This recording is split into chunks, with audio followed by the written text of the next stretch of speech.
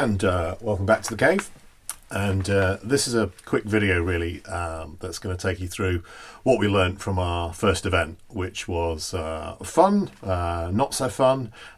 Took a lot of effort to get there, probably 6 to 9 months in terms of deciding we're going to do it, buying the car, getting it ready, preparing for the event, doing all the entries, etc. And then the madness that was the few days of the event itself. So this is just a quick video on some of the lessons that we learned whilst we were doing our first event.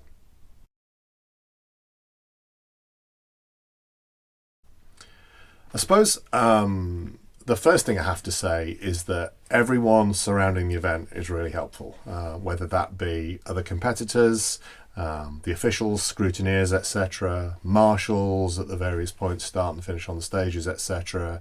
And I think a big learning from this is when it's your first event, if you're unsure of something, just ask someone, because even if they don't know themselves, they probably will know somebody who can give you the answers you need. So just don't be afraid to ask anybody, even if you think it's the most ridiculous question.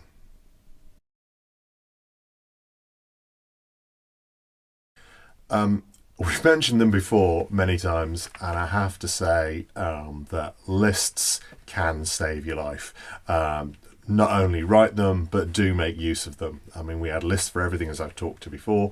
We had lists of what to pack for the car, what to take with us to scrutineering, what needed to go on the car at the day of the event.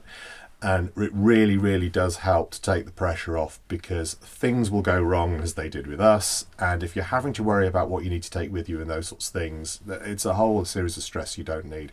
So I really, really do think that, yeah, make your lists and make sure that you use them.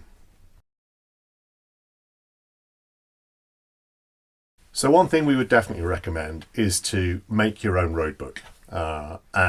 For us, we bought some binding equipment, etc., and some thick paper, and we found it was really useful, particularly Vera, my co-driver, my wife, found it really useful for helping organise the day.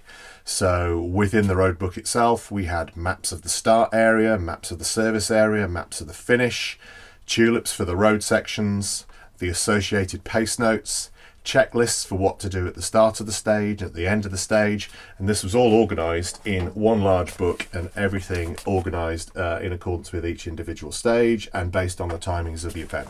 Vera found that this was really useful, I think, as we both did, to make sure that we knew what we were doing, where and when. It was organised by time, like I say, so even some of the forms that we needed at the end of the stage, so the damage declaration, tyres, etc., were all at the back of the book, so we knew where they were. So I definitely recommend investing in binding equipment, paper, etc., so you can actually organise your own road book. One thing about using the road book is remember to have enough lead in your pencil. So Vera was using a mechanical pencil, and we didn't check that there was enough lead in it, so she ran out part way through. Anyway, fortunately she planned for that, and she had pencils in her pencil case, so she still had stuff to use. One thing we've noticed, and certainly that we would recommend, is that every event seems to have a different time card format. Some of those time cards are only there for official use. Some of the time cards do have a competitors section. So what we've done is we've created our own template for a competitors section time card, and we're then using that, we're putting in the event timings into each one of those. This means that the co-driver has a consistent way of looking at all the event timings, so that we know due times, stage versus target times, we can calculate any associated lateness. And it really helps with the consistency of keeping track of where you are during the day.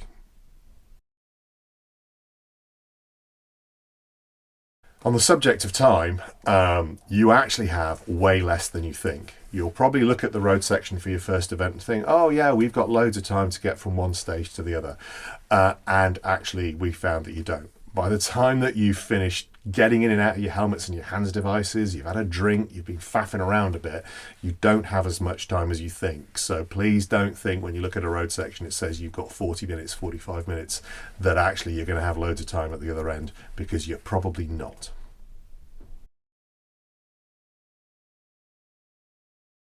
As a driver, I found that despite the fact that I'd watched the pace note videos that came with the pace notes multiple times, I didn't remember everything. I remembered certain sections from the videos, so I remembered sections that were marked as with a caution or with a danger, but pretty much as soon as I left the start line, I absolutely forgot 90% of what was in the videos. And this really highlights the fact that having a good co-driver that you trust and can read the notes well, as my wife did, really, really helps. And even to the point that I found myself on the second stage, Cropton, suddenly thinking to myself, oh my God, I'm listening to my co-driver. I'm driving based on what she's telling me, which of course is what you're supposed to do.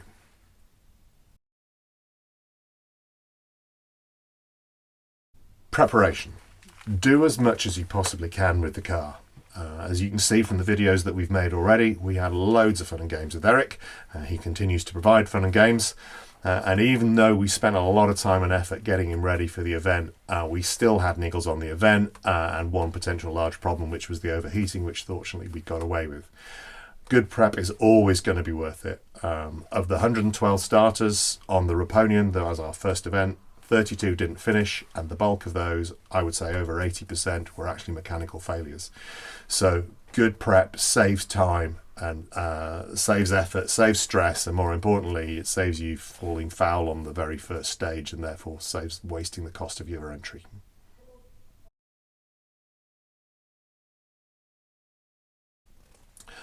One final thing is it's the first event and you're probably just getting used to it. The build-up is long and hard. For us, it was 6 to 9 months, as I mentioned. You've got the prep for the event, scrutineering, the day of the event itself. It was all pretty knackering, to be honest. I mean, it took us nearly a week to get over it. The good news from our perspective is we probably know what to expect now, so the next event should be a bit more enjoyable, a bit less stressful.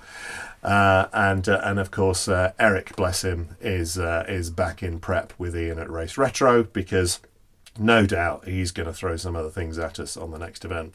So we want to give him a good check over before we start the event. All that's left for me to say now is thanks again for watching this little video, and we'll keep you updated on what's going on, and looking forward to the event, the Kielder stage, Carlisle Kielder stages in April.